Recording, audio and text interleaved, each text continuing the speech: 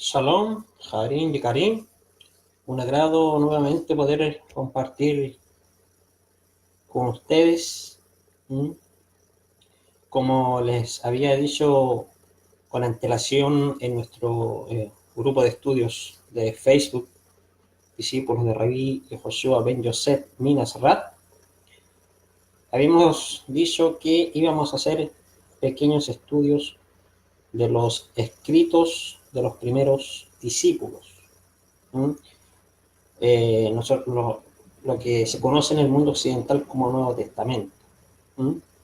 Así que vamos a compartir una vez por semana algunos estudios sobre esta literatura y vamos a ver cómo resulta esta transmisión. ¿Mm? Ojalá que no tengamos problemas con la señal de internet. Si alguno de los javelín que están conectados puede puede transmitirnos o informarnos cómo sale la señal, la conexión. ¿Mm? Si se escucha bien o se escucha entrecortado. Es muy importante poder saber eso para poder entregar una buena transmisión. ¿Mm? Bueno, Javerín, como les dije, vamos a compartir acerca de esta literatura, los Kitbet al-Midin Rishonim, escrito de los primeros discípulos, y vamos a comenzar estudiando el primer libro de esta literatura. ¿Mm? Este libro nosotros le llamamos Toldot Yehoshua, las crónicas de Yehoshua, que se conoce comúnmente como el libro de Mateo. ¿Mm? Y cuando nosotros transmitimos acerca de esta literatura, obviamente cuando estudiamos el libro de Mateo no solamente estudiamos lo que nos dice el texto griego, sino el texto hebreo, en este caso el texto hebreo del Tratado de Ben Bojan, ¿no? el Mateo Hebreo de Shontov, ya que podrán notar que hay pequeñas, grandes diferencias entre un texto y otro, ¿no? En este caso en el texto hebreo y en el texto griego. Y esas grandes diferencias es lo que nos va a revelar qué nos transmitió realmente el autor de este libro. ¿Mm? Y bueno, comenzamos con el primer pasuk, en el primer capítulo del Sefer Toldot Yehoshua, Mateo, y este comienza así. Dice, esta es la historia de Yehoshua o de Yeshua, hijo de David, hijo de Abraham. ¿Mm? Esto es muy importante lo que nos transmite el autor. ¿Mm? Es muy importante porque aquí nos quiere transmitir el autor las genealogías, el registro genealógico de los ancestros de Yehoshua. ¿Mm? Y por eso comienza transmitiendo acerca de la genealogía de Yehoshua y posteriormente el nacimiento de Yehoshua. ¿Por qué? ¿Por qué nos quiere transmitir esto el autor? Es muy importante saber esto, ya que el autor nos quiere transmitir no solamente de que Yehoshua es descendiente de Abraham y de David. ¿Mm?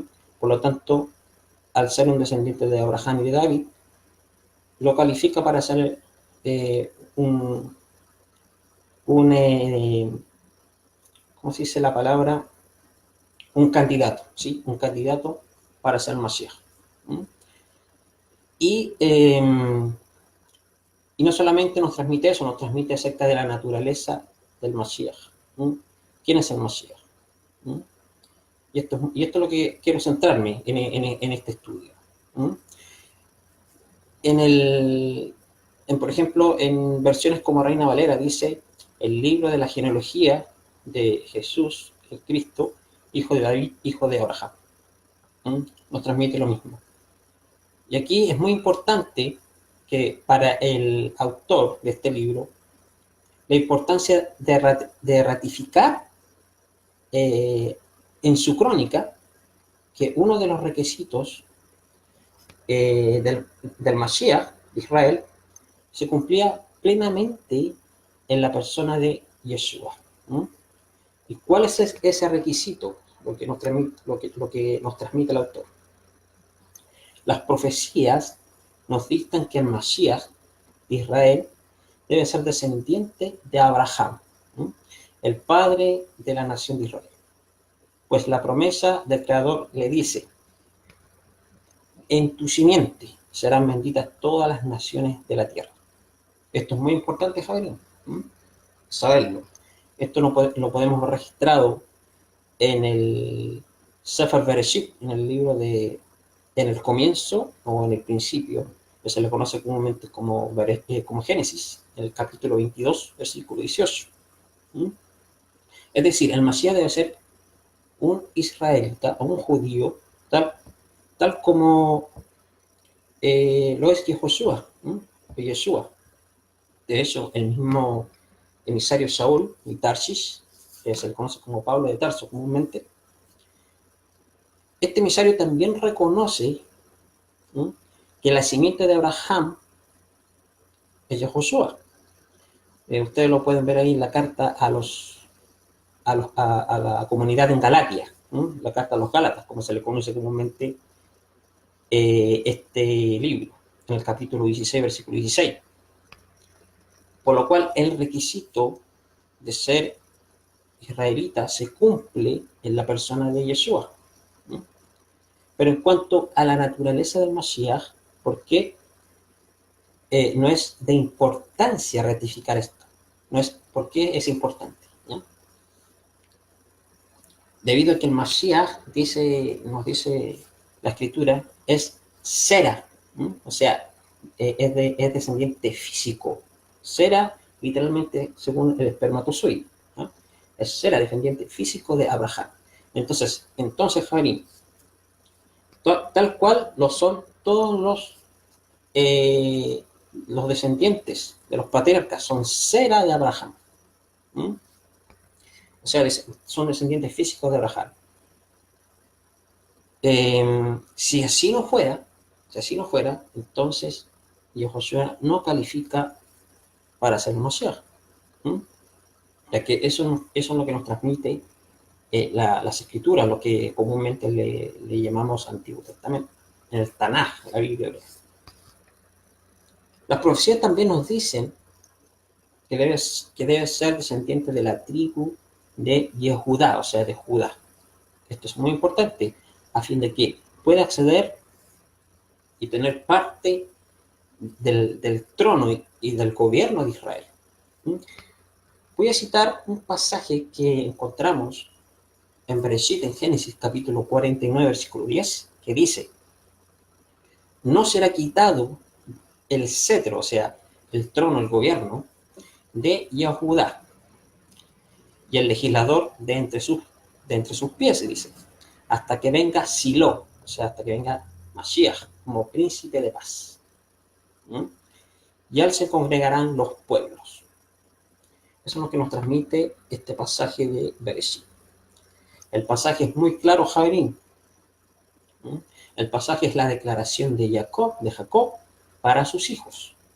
Específicamente, la bendición sobre Yehudá, o sea, sobre Judá, donde recibe la promesa del cetro.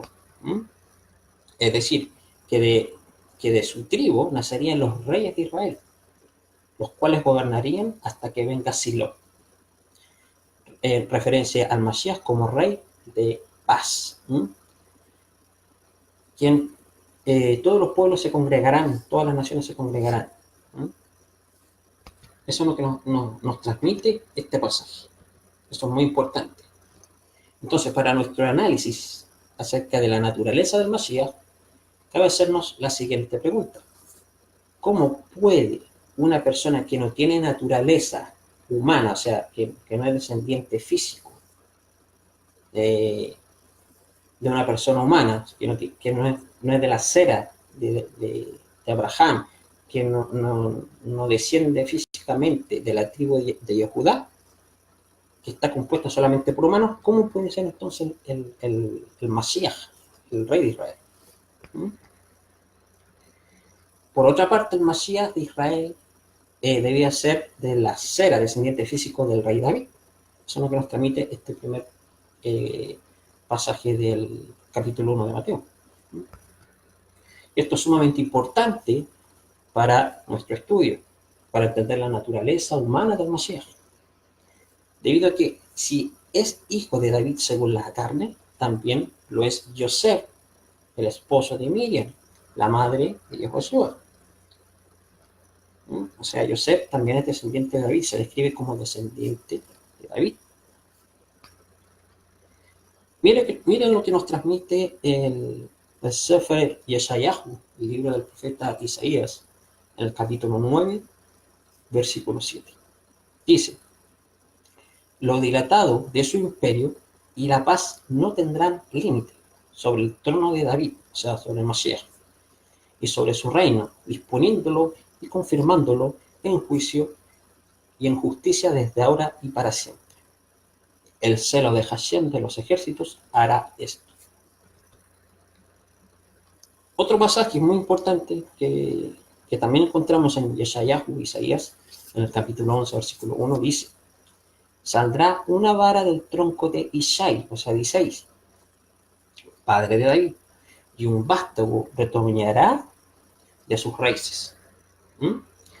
Y fíjense lo que nos dice el libro de Oseas, capítulo 3, versículo 5.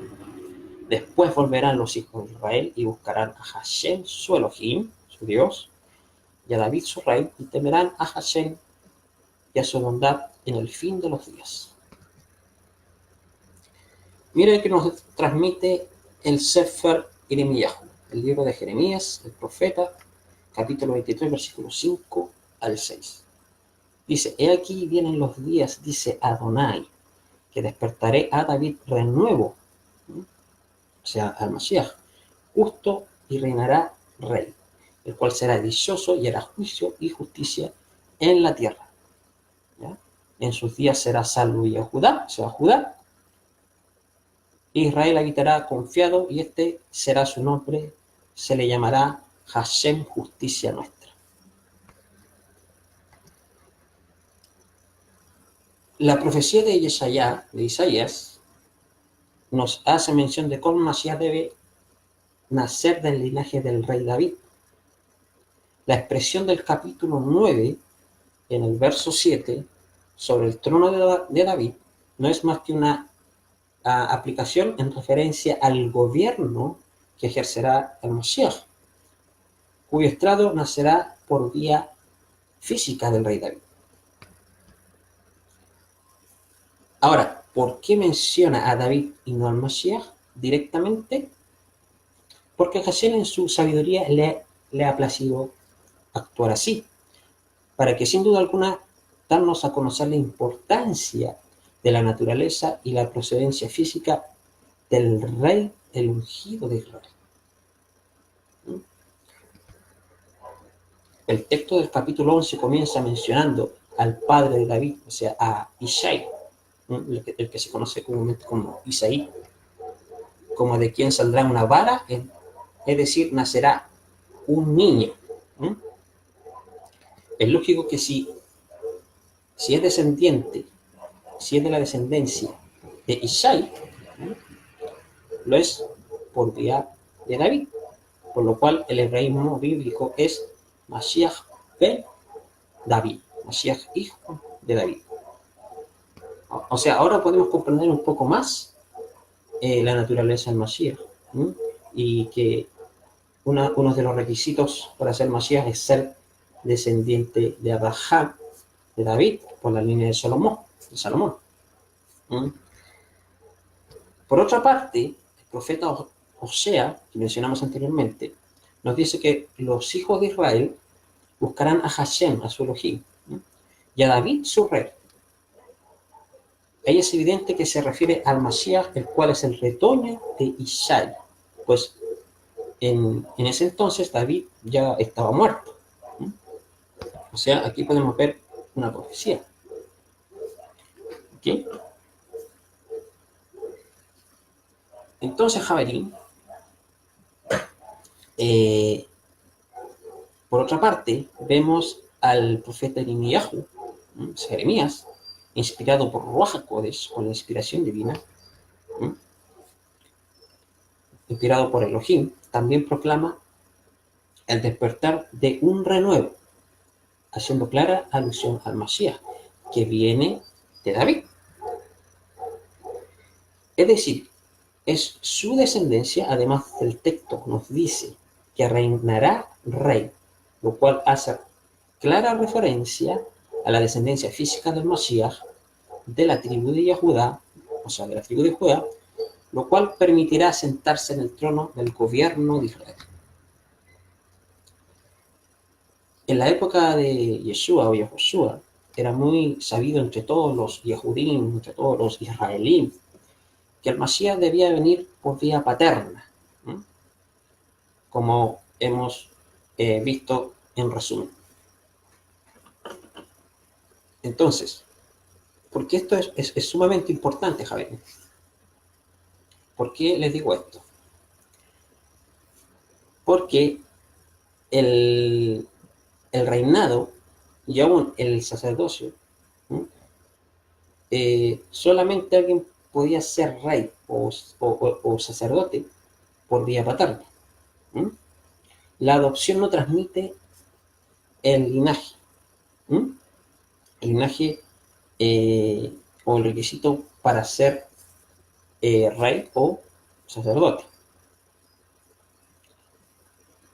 Entonces, Masías es un descendiente físico de la tribu de Judá, tal como lo fue David, para que de esa manera pudiera tener parte en el trono de Israel y gobernar, al pueblo.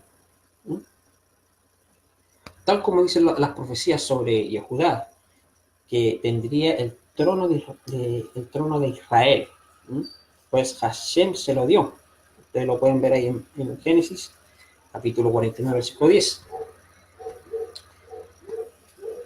Entonces, el Mashiach es un descendiente de la tribu de Judá, hijo de Abraham, porque Yehudá es Sera, o sea, descendiente de Abraham, y un descendiente físico del rey David, como confirmaremos su vital importancia para los fines que nos convoca el día de hoy.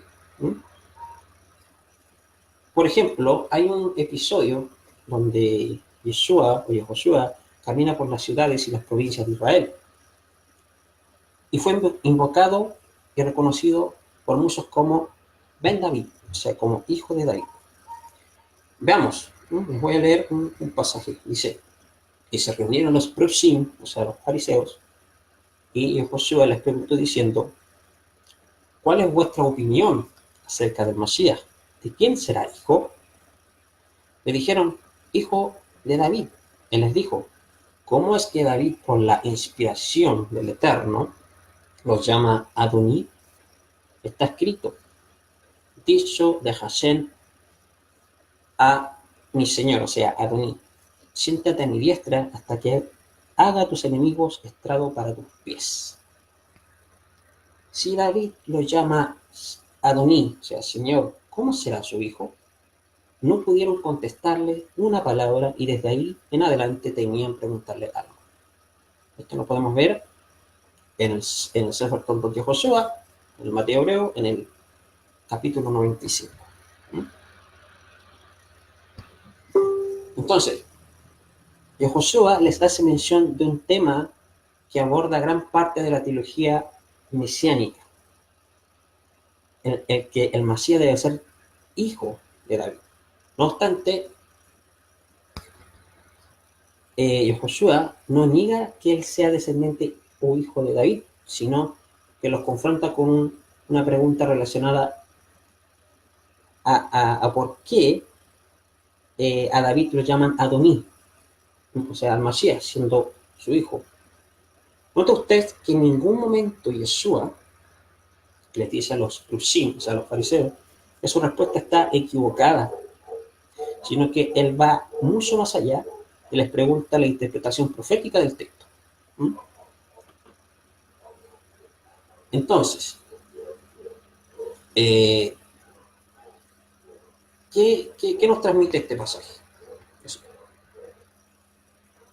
No obstante, ignorar la respuesta a la segunda pregunta específica de Yahushua a los próximos, a los fariseos, con su primera respuesta, nos da una luz, eh, una luz en cuanto al cual era el pensamiento teológico de Israel acerca de quién sería eh, el Mashiach.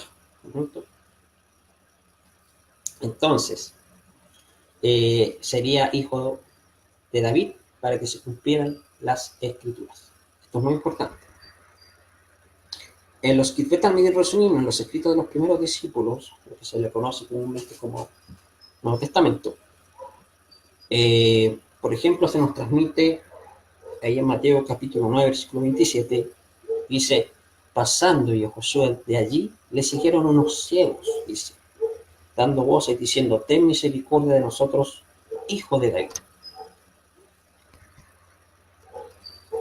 Estos ciegos sabían muy bien las profecías, sabían que el candidato Mashiach debía ser un descendiente físico de David. ¿Mm? Y estos ciegos creían en las profecías. ¿Mm? Ellos sabían que el Mashiach sería un consolador para Israel, que traería luz y vista a los ciegos. Esto basado en Isaías capítulo 35, versículo 5. Ahí pueden buscar en sus escrituras. El emisario Saúl de Tarsis, conocido como Pablo de Tarso, él nos dice en la carta a los santos de Roma, en el capítulo 1, versículo 13, dice acerca de su hijo, nuestro Adón, o sea, nuestro Señor, Yahushua HaMashiach, que era del linaje de David según la carta. Está más claro que el agua, Javier. ¿Mm? Otro pasaje muy claro que nos transmite esto mismo es el Sefer Hitgalut de Yahushua HaMashiach, la revelación de Yahushua HaMashiach, conocido comúnmente como el libro de Apocalipsis, en el capítulo 22, versículo 16. Ahí nos transmite lo siguiente: yo, Yahushua, he enviado a mi malaj, o sea, a mi mensajero, para dar los testimonios de estas cosas en las comunidades. Yo soy la raíz y el linaje de David, la estrella resplandeciente de la mañana. ¿Mm? Entonces, Javerín, estos pasajes son claros. El Sefer Torah de Josué en este primer pasú nos transmite eso, que el Mashiach debe ser descendiente de Abraham, descendiente de David, por la línea de Salomón. ¿Mm? O sea, un ser humano. Si así no fuera, no califica para ser el Mashiach. ¿Mm? Y eso es lo que nos quiere transmitir el autor en este primer paso. ¿Mm?